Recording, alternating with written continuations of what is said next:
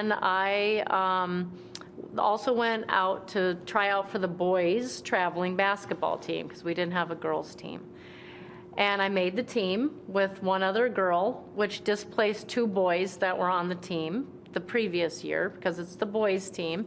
And I was called into the principal's office the next morning, called out of class, went to the principal's office. I thought I was going to be congratulated for making the team. And the principal told me that he thought that I should quit the team and join ballet or the Girl Scouts instead. That might be more appropriate for me. And I looked at him and I said, well, I'm already a Girl Scout and I don't want to be in ballet. I want to play basketball. And so that was my first lesson in gender equity and gender discrimination in sport at the age of 10.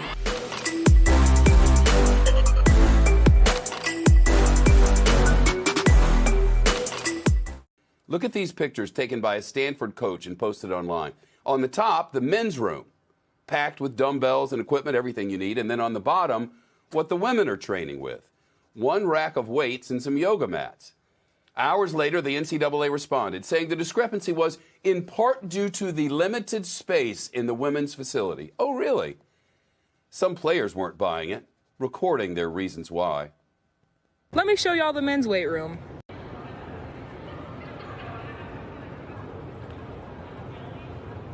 Here's our practice court, right? And then here's that weight room.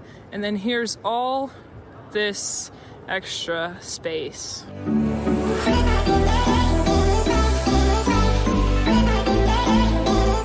I think it's very tough to be a female athlete in society in general. I think there's a lot of marginalization that goes on. I call it, bitch or butch. Generally, if you excel as a female, you're either a very nasty person or, there's questions about your sexual orientation. They would use that to marginalize someone. It's not an even playing field, I don't think.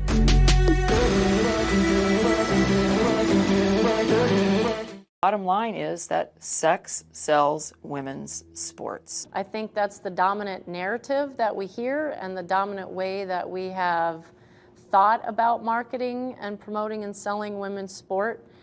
But no, I don't believe that works, because if it had worked, we would see women in equal proportions in the sport media. Simply turn on the camera and let us see what it looks like when female athletes play sports. From success to failure, from strength and power to grace and beauty, that it is only then, I believe, that female athletes will get the respect, the recognition, and the acknowledgement that they so richly deserve.